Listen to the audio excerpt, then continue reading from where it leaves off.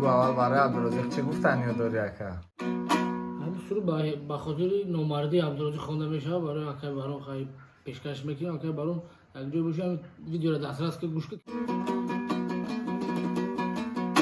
نامردان را سلام دادن گناه است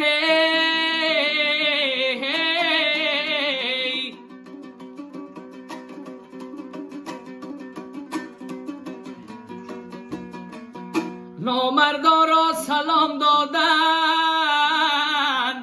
گناه است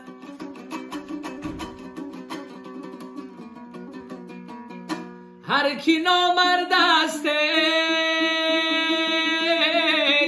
هر کی نامرد است سنگسارش کنین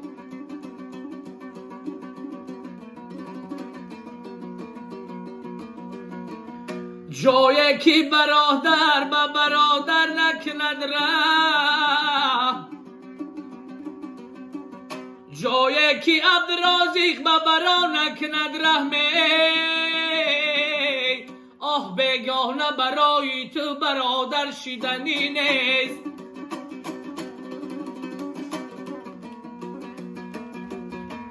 صد بار اگر دایه به طفلی تو دهد شیره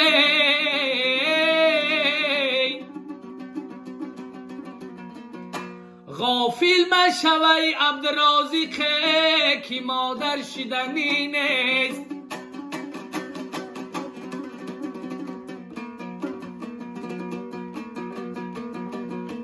غافل مشوی دوست که مادر شیدنی نیست